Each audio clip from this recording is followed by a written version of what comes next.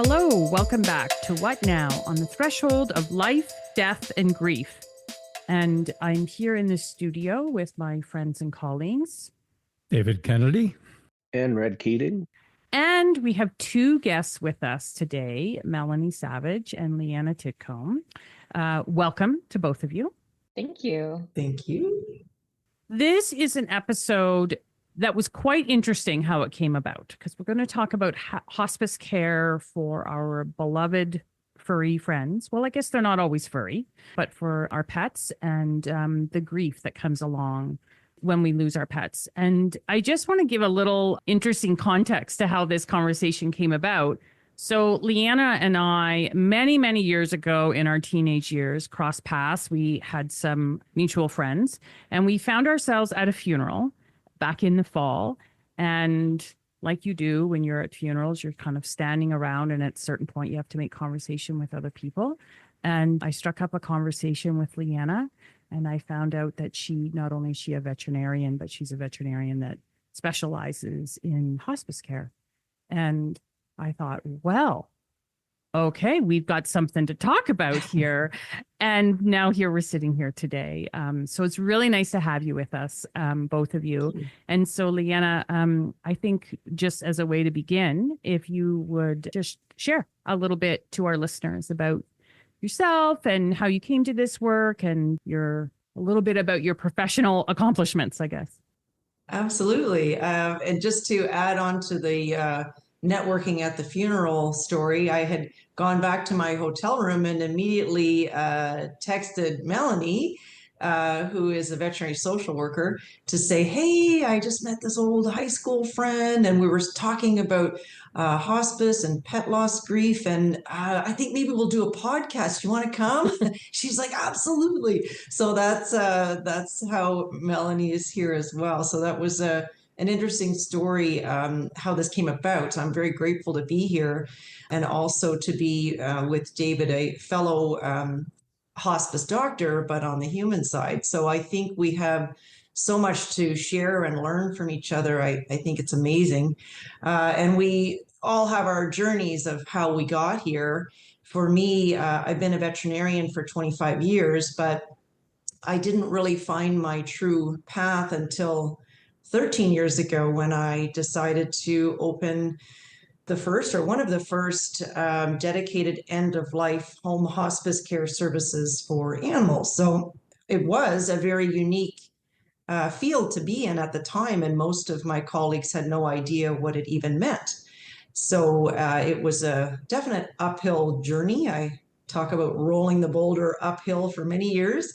But now where I am now, I'm part of an international organization for animal hospice and palliative care. I am part of the Companion Animal Euthanasia Training Academy, whereas I work as an international instructor. I ran a pet loss support group for 20 years in Ottawa. And now my home hospice is called Clare Place Veterinary Hospice, and we are 25 team members strong, and we are providing a peaceful, gentle goodbye to pets in their own home, which I think in my bio, like if I were to think about that, I talk about my more global vision of how I believe that everyone, like animals, humans, everyone deserves that dignity and respect and beautiful goodbye that I think in the past hasn't always been provided to everyone. So that part of my journey was losing human family members, my mom and my sister. My mom was a human doctor. I was joking about how we veterinarians call physicians human doctors. So my mom and dad were both human doctors, and I felt my mom didn't die the death that she deserved. And so I felt that needed to change, and maybe I couldn't help humans, but I could help animals and their humans. And that is what brought me to this place. Also, I was telling Melanie the other day about my own heart dog, George. And when he died, 2010, I didn't take him into a clinic. We were in the backyard and I sedated him. It was really peaceful. The sun was shining. My kids were jumping on the trampoline nearby. And it was a gentle, peaceful goodbye. And I remember thinking at the time, why doesn't everybody deserve this? Like my patients, my clients, and so George and my mom, and like this is sort of the inspiration for me to start in this field. So long story, but yeah, I could talk for hours about it. Mm. Thank you. Lovely though. Thank you. I think it really allows us to hear the evolution of you and your career and how you have found that alignment for what feels important for you. Yeah. Mm. Over you, Melanie. Yeah, so I'm a registered social worker based out of Ottawa, like Lianna, and have been in the industry for about 16 years, but most of that time has actually been spent in community mental health, really supporting individuals with severe and persistent mental illness. And when I lost my soul cat in 2021, I had no idea what I was doing. I was very lost, struggled significantly. And there was a lot of shame for me that came with that because here I was as a social worker with all these skills, all this education and training, and yet I had a really hard time navigating things. And I tried to look out for support. It wasn't as readily available. In social work, like I couldn't find it online. And so had to try and navigate that for myself. And I did, but it took a lot of time. I really struggled with the idea that grief and joy could coexist, but got myself through some of that process and realized that because it was such a significantly underserved area of practice, knowing how much I struggled, I decided that once I graduated with my MSW, I was going to open my own practice. It would be part-time, but just to be able to offer that support to people, knowing that if I struggled that significantly, what is it like for other people? Because we don't know what we don't know. And there's not that same kind of cultural playbook, so to speak, when it comes to pet loss as there is maybe in human loss. And so, in 2024 in the summer, I opened practice, and it's been a really good uptake for the Ontario community. I think we can all hear that we have lots to hear from both of you in over the next little bit. Lianna, would you take us through what does a hospice veterinarian do and how might it be different than the practice of a normal veterinarian?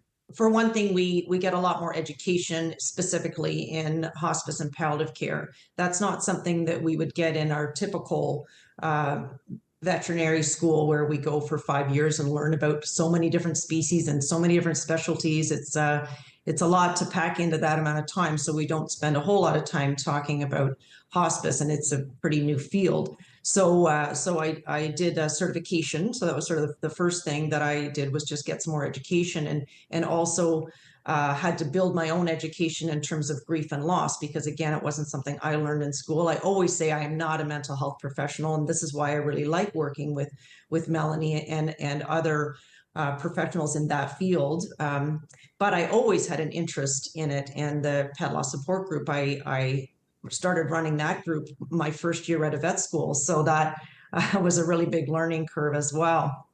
But in the field of hospice and palliative care, for me, the first thing that really spoke to me was that the pets needed to be at home. And that's because, as you would know, when they go to a vet clinic, it's very stressful. They have a lot of fear and anxiety surrounding that. And so it's very difficult to provide a comfortable, peaceful setting in the clinic.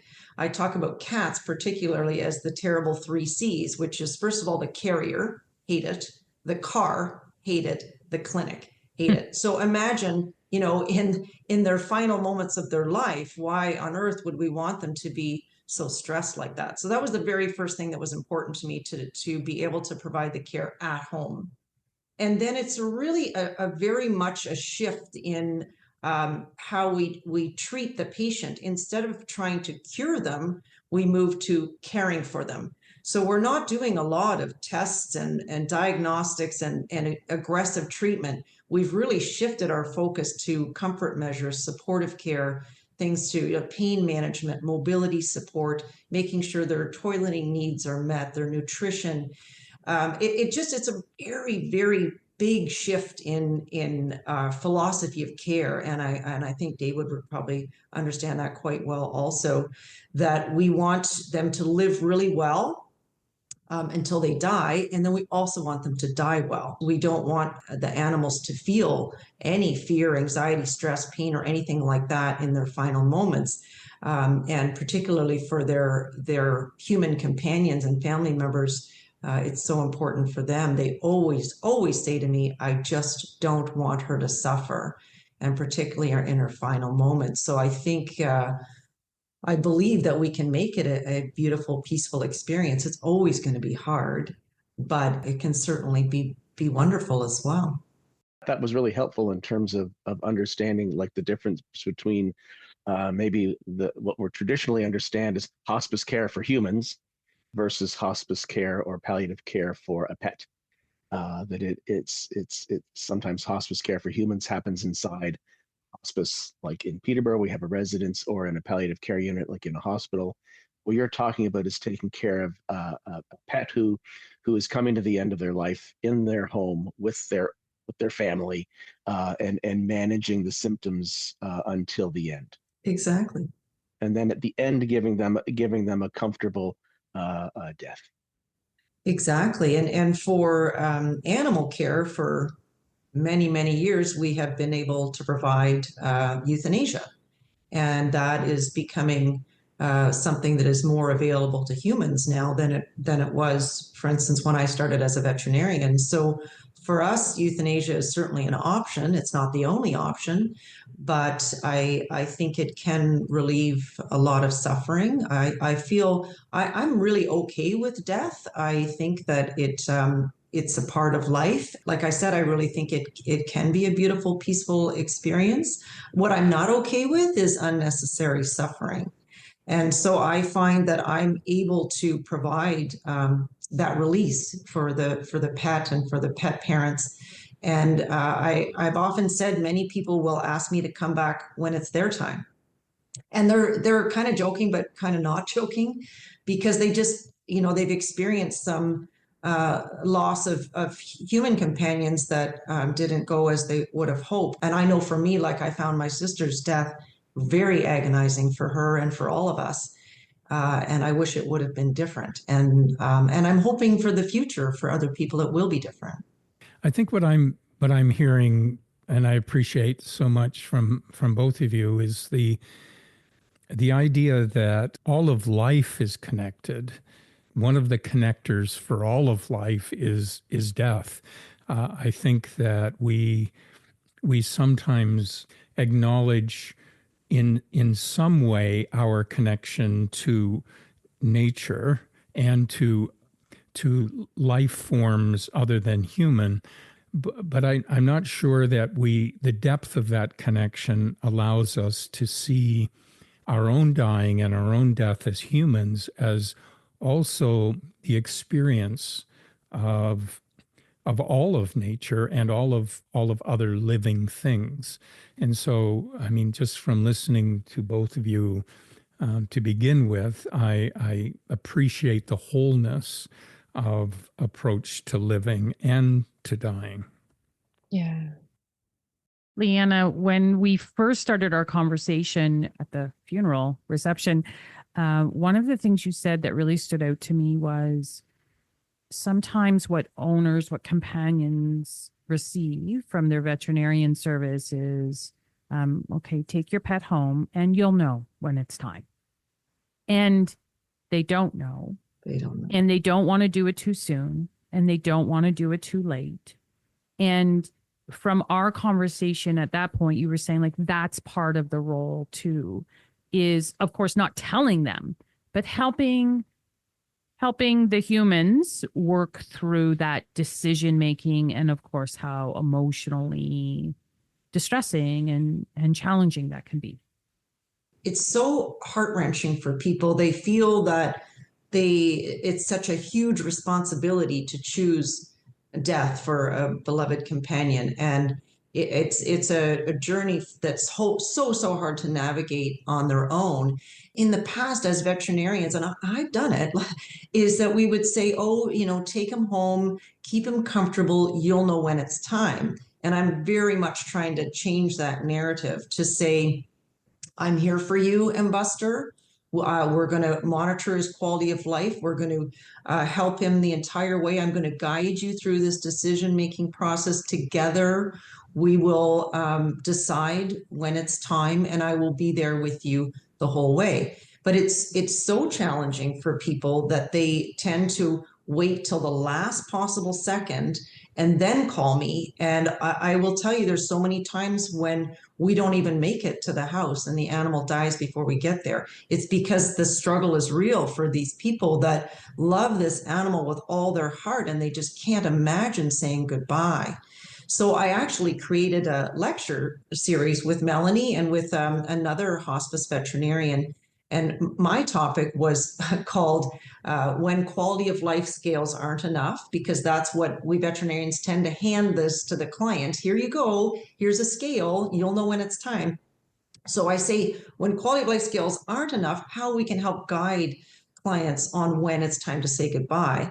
And then from there, Melanie comes in, not just like after the animal has died, but before. And maybe, Melanie, you can speak to your topic and your work.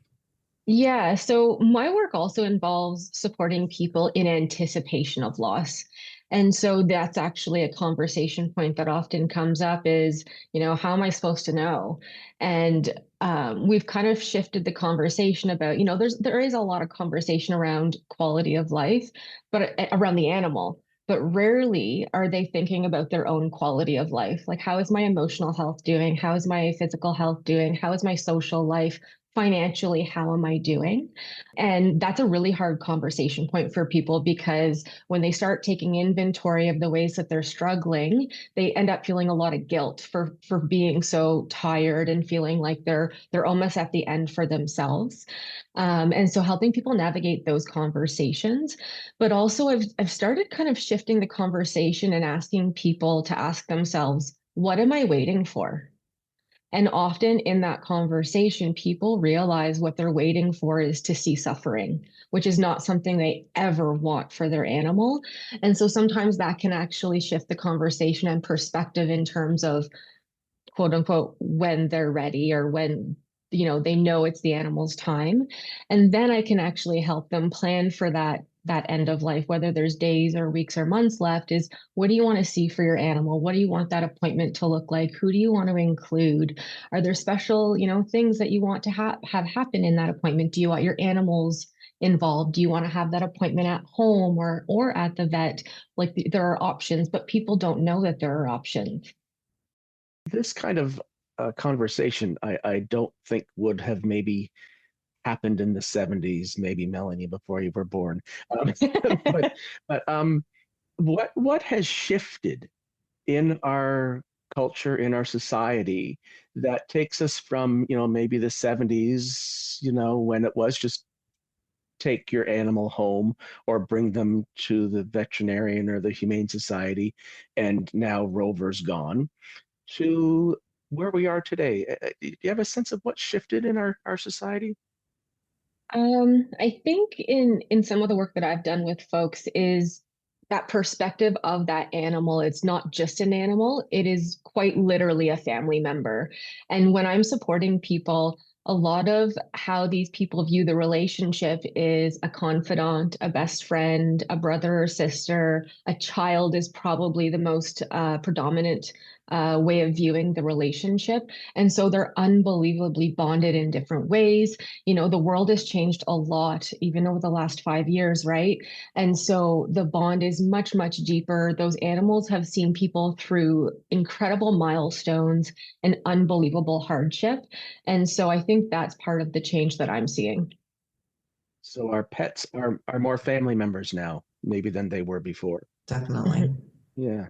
So we're talking about the attachment people have, that deep sort of emotional connection and attachment to another living thing, another living entity, that maybe has shifted and grown over the last several years. I would totally agree with that. And the relationship that I find different in running this pet loss support group, I heard so many stories from people about how the loss of their pet was more significant than the loss of a human companion.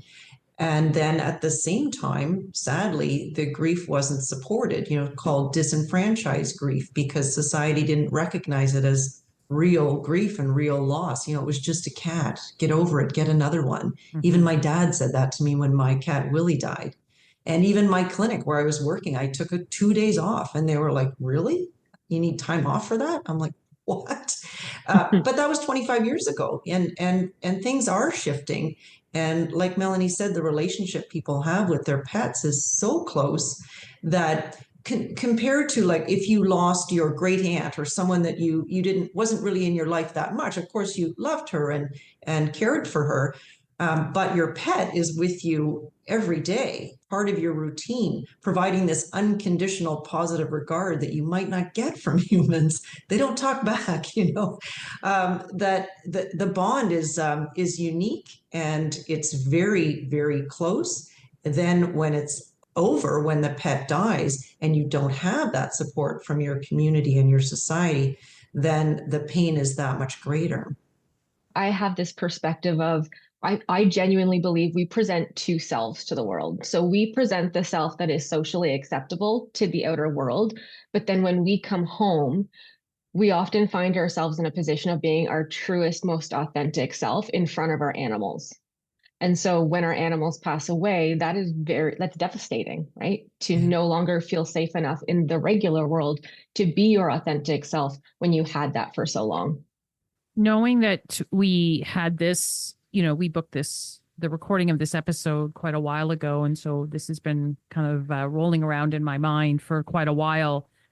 I'm a lover of pets. I'm a lover of dogs. I have one right now, Lola. She's probably lying on my bed as we record. But I was thinking about, my own loss, but specifically some of the loss I've witnessed in my clients. And what's really stood out to me as I've been reflecting on it is the loss really is a triggering and an activating of the attachment system, isn't it? I can understand how it can feel so profound for people. I started thinking about a few of my clients, to your point, Melanie, where the relationship in this case, the one I'm thinking of with their dog, is probably the only safe relationship that they've had with a living being in their life. Yeah. Probably because there's a lot of trauma in this person's life. There's been a lot of relationship fractures, to say the very least, childhood trauma.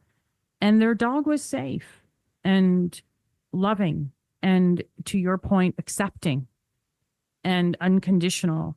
And so when that dog died, even though they had experienced actually a lot of other loss in those few years, this one rocked them because it was a real secure base for them, that relationship.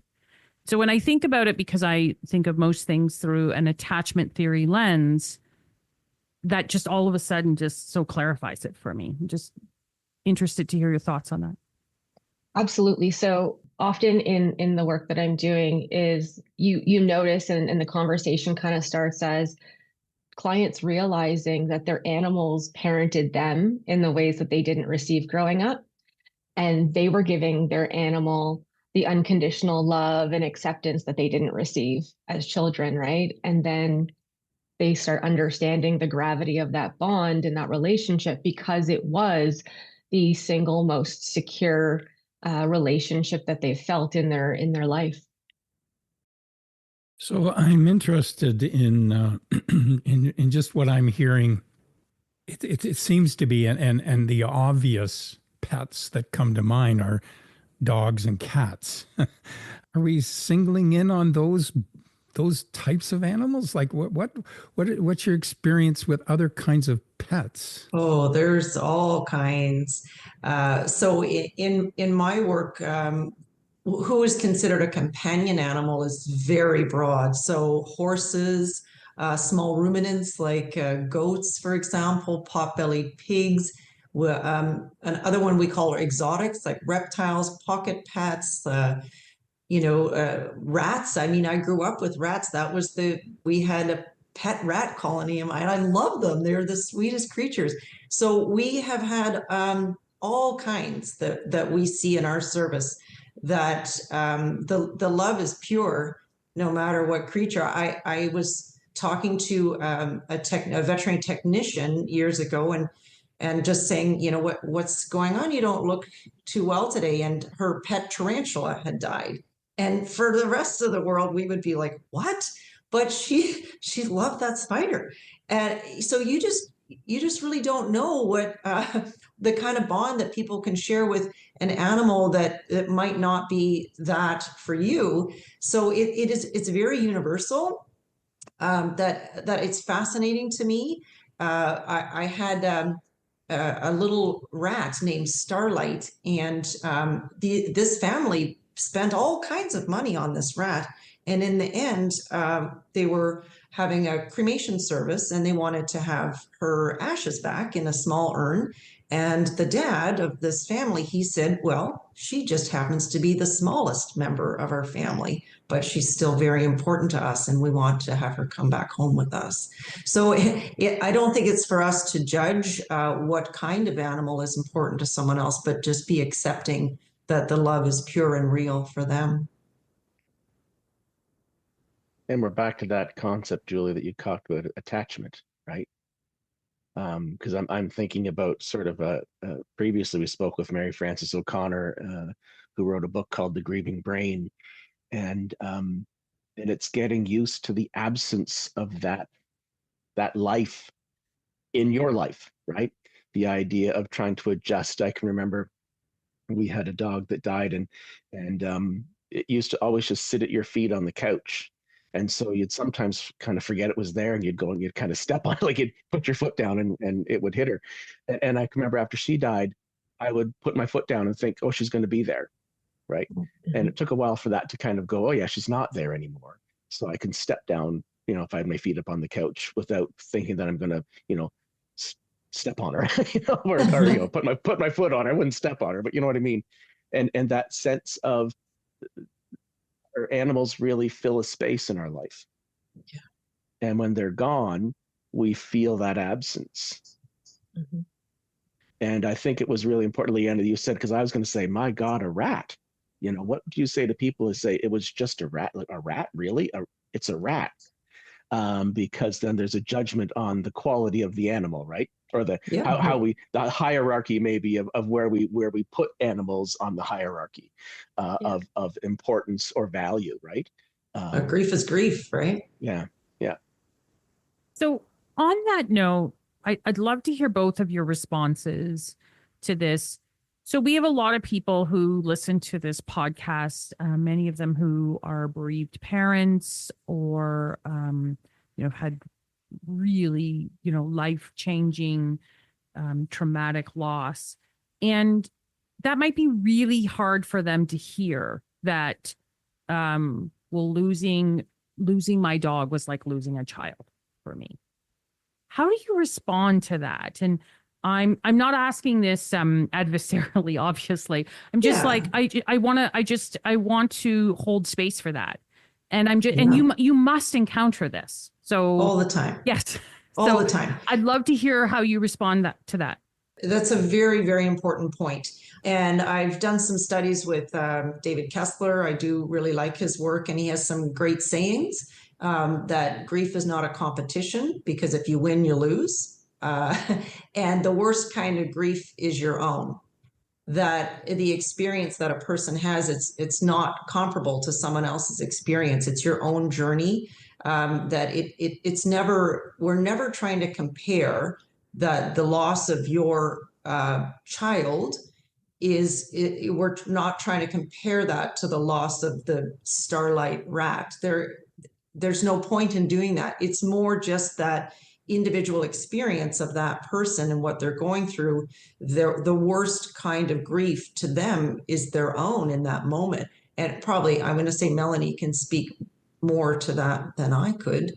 Yeah, so I would definitely mirror a lot of what Lianna has said. And I think for me is I take a lot of approach through the lens of curiosity and encouraging people to be curious about people's experiences in pet loss grief, and to try and empathize with what that relationship meant What did it all entail? What was that animal a part of that was so significant for that person?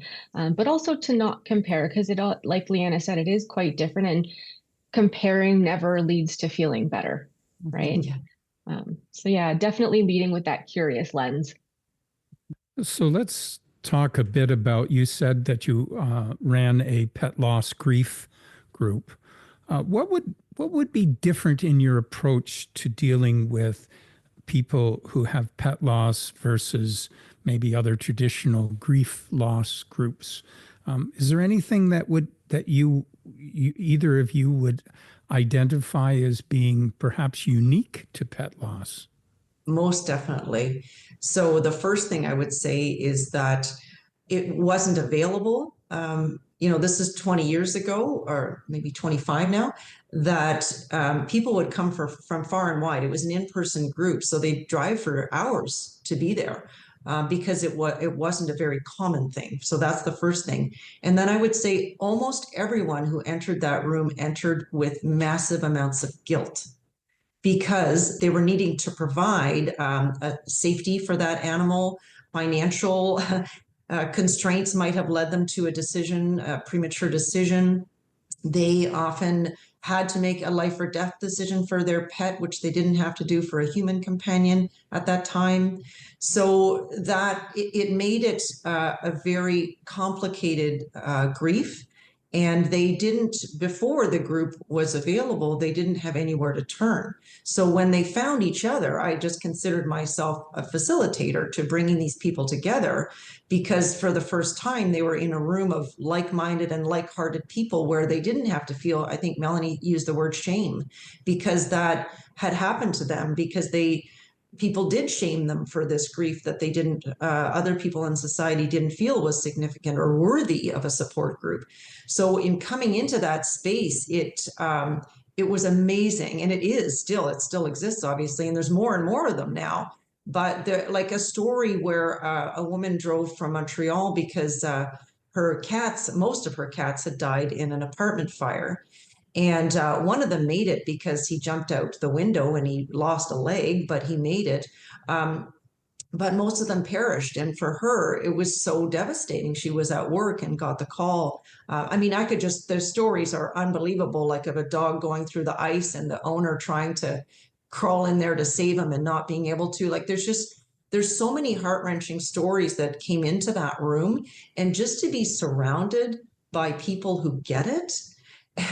And I guess, as Melanie and I talked one time about trauma bonding, you've lived through this terrible experience, and then you're told that you shouldn't be sad and you should just get another pet. Like, that's not something people tend to say in human loss. Well, maybe actually that's not even true. They probably would say, oh, you've lost your baby, you can have another one. So I guess it's similar in ways, but I just found that bringing those people together in that safe space that they didn't have before was amazingly healing for a lot of them, and they were always so grateful that we provided that space.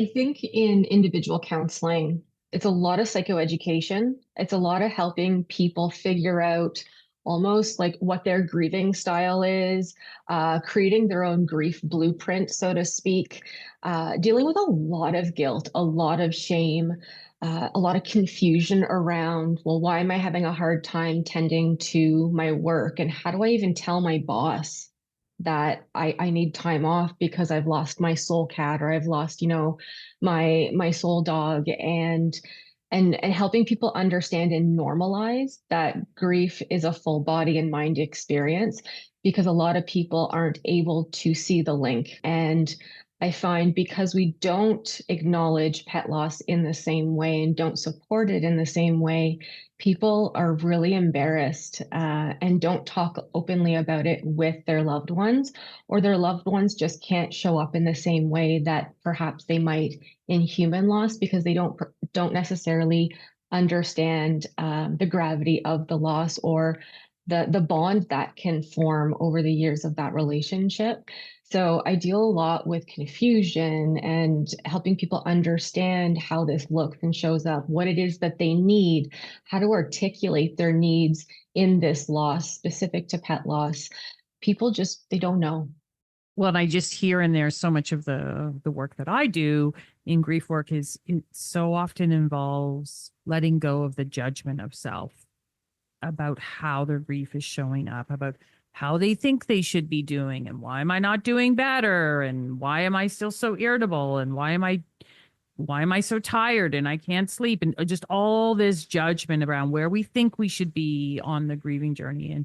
And then, you know, the work is so much just it's acceptance and compassion of self about just where we are, letting it be where we are, and being with that, whatever that is, however it's showing up, in a kind and compassionate way. So I mean, that just makes so much sense to me when I hear you say that. And I think it's hard because when it comes to an animal, there's that added layer of, oh my gosh, I'm quote unquote crazy. Like this shouldn't be that hard.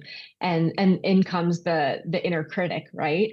And all the, well, I should be farther along, or others are facing so much worse. Like I shouldn't, be this sad. I should be okay.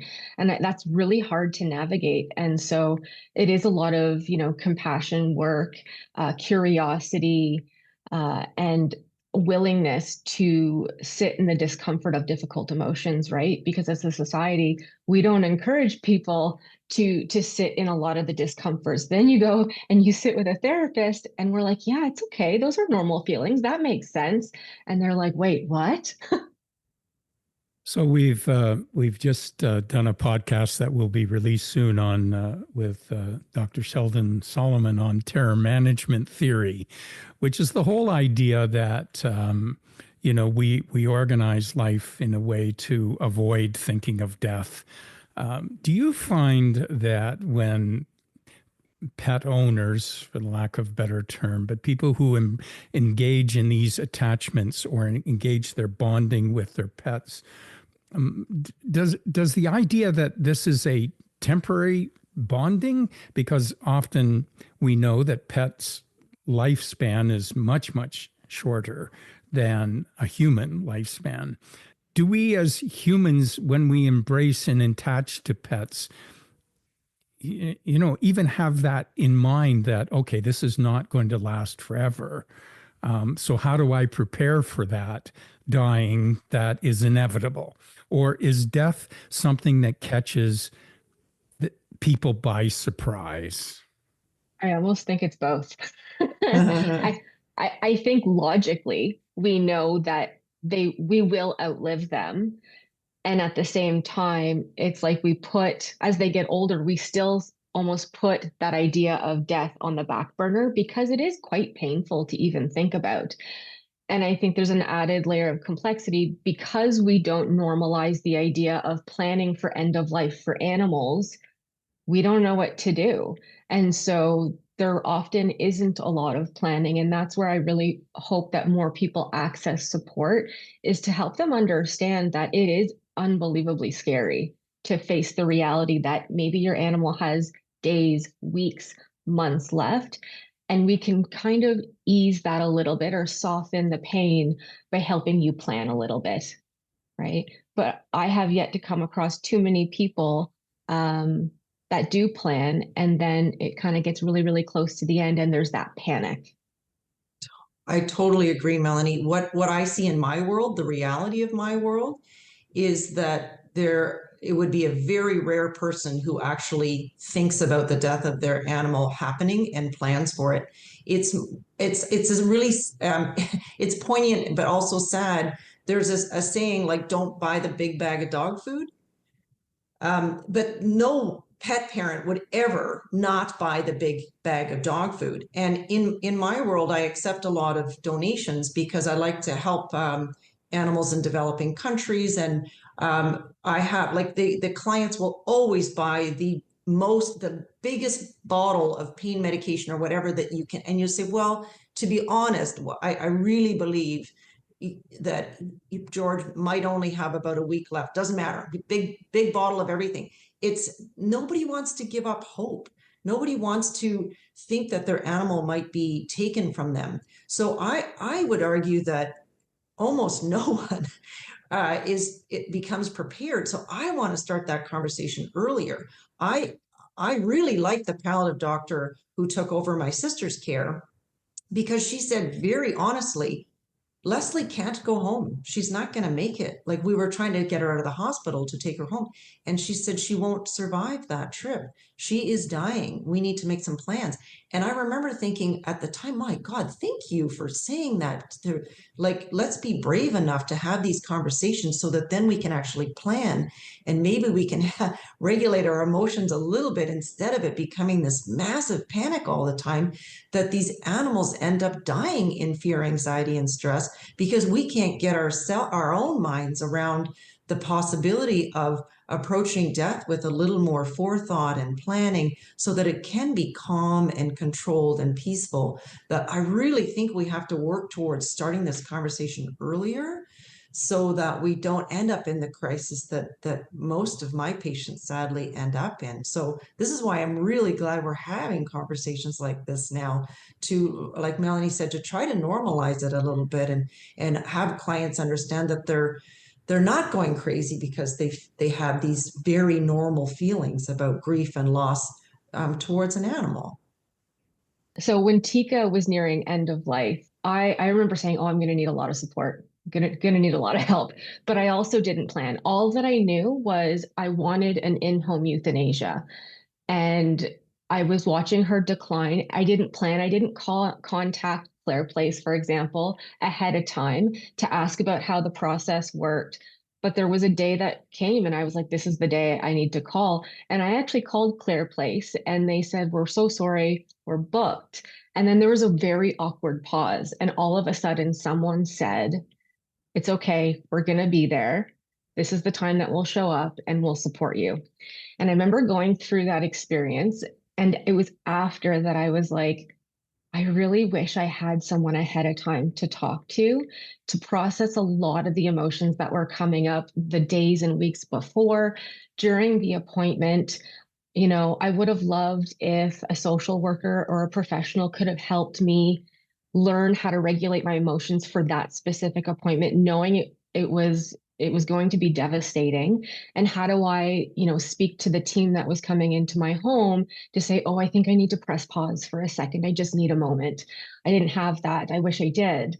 And so that was the starting point for me to think about, oh, wow, there's so much support that can be offered to people beyond just pet loss, but in anticipation of. I love how this conversation is going because you guys are already answering the questions I've had rolling around in my head. But I think I'm going to ask this one in terms of, Lianne, if you talked about sort of doing some palliative care, pain and symptom management before the animal dies. Do you find that when you are involved in that way and not maybe just at the last minute, that those folks who are experiencing maybe that longer period of time and getting ready do better in their grief? Are they better buffered from the intensity of their grief, maybe, is a way of asking that? That's a great question. And hospice and palliative care, unfortunately, is a small part of what we do. We're trying to grow it. We're trying to make it more popular, if you will, that people ask for help sooner. The patients and the clients that we do meet earlier in the process, I think absolutely have a better idea of what's happening with their pet, the trajectory of the disease process, how long that they do have to live. We're very, very honest with them. As palliative doctors, I don't think they're looking to us to provide false hope or let's run more tests and maybe. And I think we're some of the most brutally honest veterinarians they've come across. I mean, obviously in a kind and gentle way, but just explaining that this is how we've seen this disease so many times. My example would be congestive heart failure. I don't want your dog to get to the point where he's gasping for breath in the middle of the night and you can't get help. And and this has happened because I have people that come to support group to talk about it, that they're helpless and they watch their poor animal die in fear and distress of trying to just get air in. So we have the hindsight provide it to families that they might not have had. So I believe those families are much better prepared, and therefore the grief journey is less of a trauma, because they're gradually monitoring their pet's quality of life with our help, and getting to know when it will be time and planning for that. And we have so many sayings, and one of them is better a day too soon than a moment too late. That you might choose to say goodbye to a pet who could maybe live for a couple more weeks, but is that going to be comfortable? Is it going to be peaceful? Are you going to end up in this crisis just because you're trying to squeeze out a couple more days of life that's not even really good? So right now, what I'm finding in our service is we have a few hospice patients, but more we're providing these quality of life discussions, because we can do it virtually. You don't have to bring a pet in somewhere. You don't have to welcome someone into your home even. You can just have a conversation about it. And I find, for the most part, it's not a question of too soon. It's usually a question of too late. So these aren't premature convenience euthanasias ever in my world. So you can have a conversation without having to examine the animal and provide diagnostic tests. And I will say that is the silver lining of COVID, because in Ontario now, we're able to establish this veterinarian client-patient relationship virtually. And in the past, we never could. And so in Ontario and also BC, we're able to do that. It means we're allowed to have a conversation with a client, even if we've never met them or examined their pet in person. And that's an amazing tool that we have now, because we can have a conversation with someone in an hour's time and guide them towards a decision that they might not have been able to navigate if they had to take their cat into a clinic and have her go through a stressful examination and tests and all those things. So I will say, COVID has improved the work that I'm doing. Surprisingly, that I'm grateful for that as well. I have a question, or a question that I don't know if I'm hesitating. It's coming from pure curiosity, not with any kind of hint behind it. Attachment and the connections that we bond with works both ways. So we see it from a human point to our pet. And we talk, and that's what we've been talking about. The results of all of that, the actions that we take, are because of our attachment to this pet. But in our attaching to the pet is attached to us. And we have no way of discussing that attachment with that pet. But I'm sitting here thinking the way in which that is demonstrated is through the pet's offering of control of its life. I mean, we control that animal. And that animal gives us that control in many ways. I'm not sure how you understand that, but I'm assuming there has to be an attachment from both sides. And what we could even say we have created a dependency upon us as humans on this animal. So when how does, is there an obligation? Do we say to people, in our embracing of pets, in our attaching with this animal, do we realize that we are also now taking responsibility of that, not just life, but the death of this animal, in a way that maybe should cause us to think earlier about planning, about preparation, about all of this? I know it's kind of a weird, I think weird sometimes, but I'm thinking, what's this like from the animal's perspective? So in a world where, in the world of the wild, how do animals die without any connection to controlling or attachments to humans? But all of a sudden now, because they are a pet, and they become part of a human connection in that way. We have done that. We have brought them into that.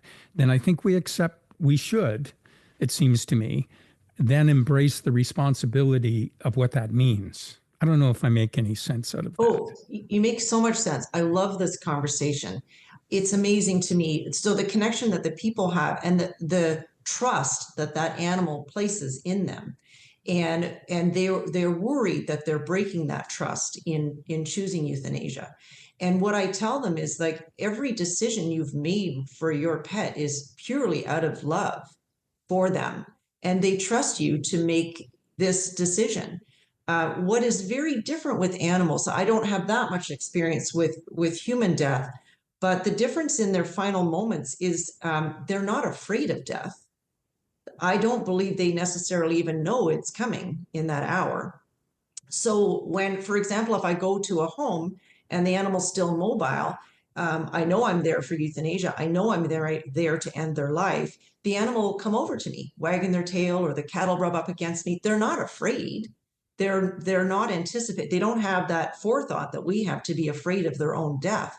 I don't know exactly how that looks in the human world, but I've heard stories that sometimes there is a fair amount of anxiety if you've chosen mate and you know this is the time you're going to die, you're aware of it. For the animals, it isn't so.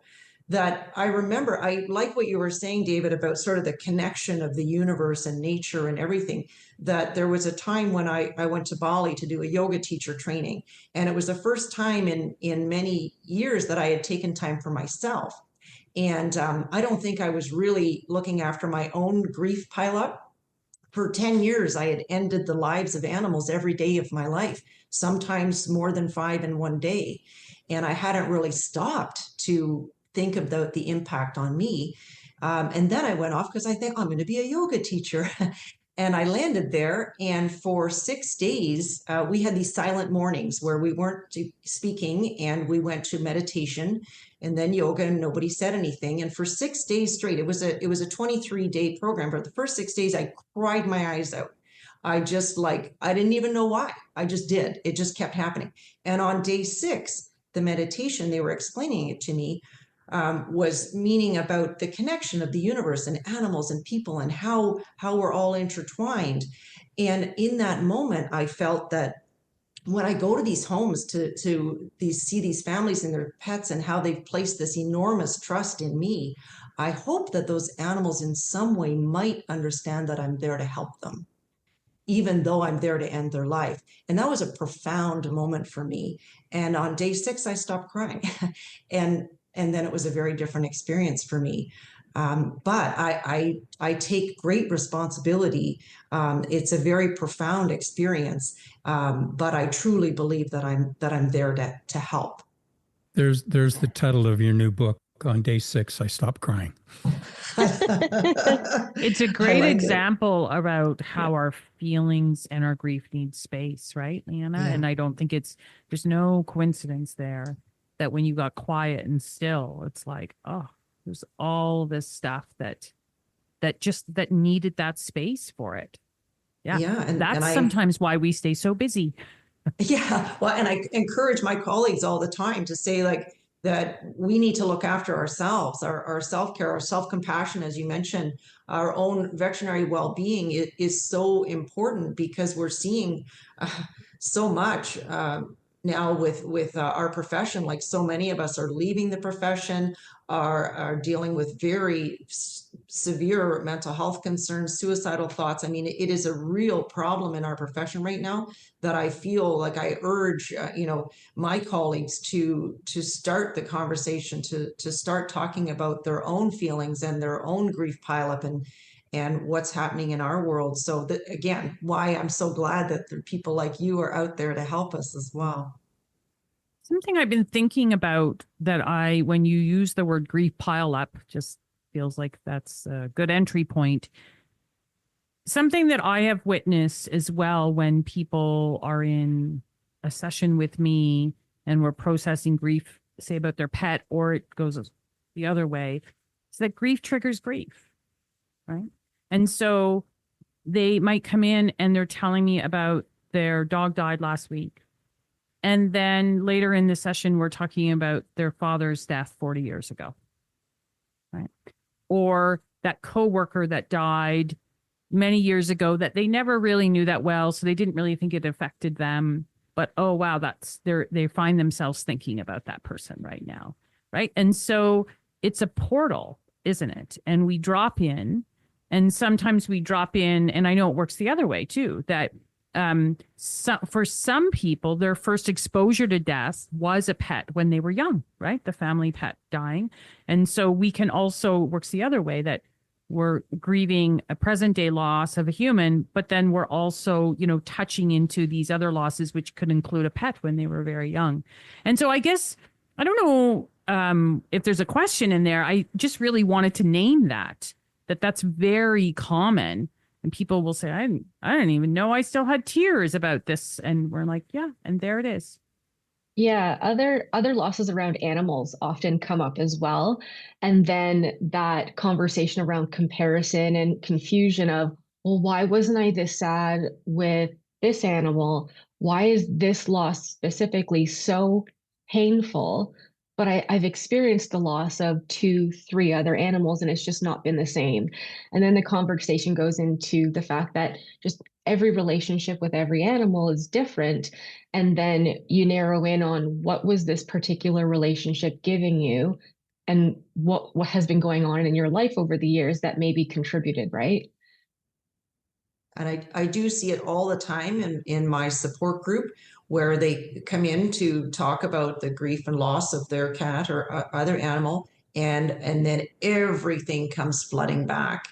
And it maybe was just they didn't take the time or space to grieve the loss of their father or grandmother or whoever they lost in their past, that they're now all of a sudden their floodgates have opened, and they're like, wow, I just didn't know that I had this grief pile up. It ends up manifesting itself in other ways, sleeplessness or anxiety or other things that you don't know why, but the root of it is actually the unattended grief. So the fact that we have these grief support groups, not just for pets, but for people, is an amazing thing to be able to share this loss and have it witnessed and acknowledged and recognize the importance of it and start to work through it. I think it's great that people are more open to this now. Something else I hear is, because I do so much grief work, is someone who is, in a new grief and a new loss, they'll say to me, and, oh, my dog Charlie is getting old and I just couldn't stand it if I lost him now. He got me through the death of my mom and now my dad has died. Or that dog got me through my divorce, or just a really dark time in my life. That was where I found comfort. That is where I found soothing. And so then there's just, you can feel I just need to hold on so tight. And so just to your point, Lianna, why, when you say, we're often coming in too late, that's some of it, I think. As we begin to wrap up our conversation today, is there anything we haven't talked about that we would be remiss if we didn't? I would say that the majority of the folks that I'm supporting, it revolves completely around death and anticipation of death. And I'm not supporting a lot of people around the loss of disappearance, theft, loss of custody due to divorce or breakup, surrendering. And I think my hope would be that over time that becomes a lot more acknowledged and recognized and encouraged to seek support for that. Just as valid, just as painful, but you don't hear a lot of conversation about those types of losses. Really good point. I think what I would add is that I find it really helpful to help other people, like grief support people in someone's life, because people tend to be afraid of grievers, and I just don't know what to say, so they don't say anything. I even did a whole YouTube video on the 10 best and worst things to say to people in grief over pet loss, because there's so many things that people say that they just shouldn't. And there's so many really simple things they can say that are helpful. But unfortunately, we just don't learn. First of all, we don't learn how to grieve. Second of all, we don't learn how to support someone in grief. And therefore, we become afraid of it. that if we can just open up the conversation and maybe give people a few tools on how they could help somebody who is suffering, who might feel alone. So I think that also supporting grievers and the people that are supporting them, I think that's part of the conversation. Would you mind sharing some of those 10 things? Oh, yeah, I sure can. One of the worst is the concept of it was just a cat and you can get another one. Or they'll say, well, she lived a really good long life. And my answer to that is true, but not helpful. Still miss her. Doesn't matter how long she lived. And another one that people will say is, let me know if you need anything. And that's a tough one. It's a bit of an empty promise because most grievers don't know what they need. So those are some examples. And on the other side of that, I think one of the best things to say is absolutely nothing. Just show up. It's the idea of mouth closed, ears open, presence available, that you don't necessarily need to call them up and say, hey, is it okay if I come over? Like, just go over. And instead of saying, let me know if you need anything, you could say, I'm going to come over on Sunday and let's order some pizza and sit in our pajamas and watch a funny movie or something. Like, just give them something to hang on to. And instead of saying, you can get another pet, you could just say simply, could you tell me a little bit more about Tika? Like, what kind of cat was she? I'd love to hear that. There's just so many things that that's so simple, but so meaningful to people that I just think we haven't learned. And if you're open to learning, I think you can end up being this amazing support person. Nice. I have these two thoughts with words running. I don't know what their thoughts or words, what they are, that have been running through my head. And one is sentient beings. And the other one is unconditional positive regard. For some reason, those things have been running through my head. I have nowhere to place them in this conversation, so I'm throwing them out here at the end. But this conversation has just brought those thoughts to my mind as it's been progressing. And we see our animals as sentient beings that provide us with a sense of unconditional positive regard. And pick your pet, I guess it doesn't matter. I always go in my own head to a dog, but those things have been sort of ringing through my head. So those are the thoughts I'm leaving with, and maybe thinking about in a different way. Yeah. So thank you. Thank you. Thank you for this conversation. It felt very rich and feels like we covered a lot. And I just feel we talked about this when we were planning for this episode. We just feel like this is a topic and an episode that will be very meaningful to a lot of people. So thank you on behalf of our listeners for sharing your wisdom and your experience, but mostly what I hear from both of you is just your really deep care and commitment to the pets and their companions that you serve. Thank you. Thank you. Thank you so much. Goodbye. Thank you for listening to What Now? On the Threshold of Life, Death, and Grief.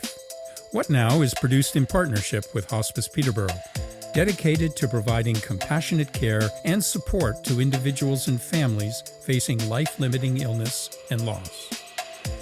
What Now is recorded at Thin Spaces Studio in Peterborough, Ontario.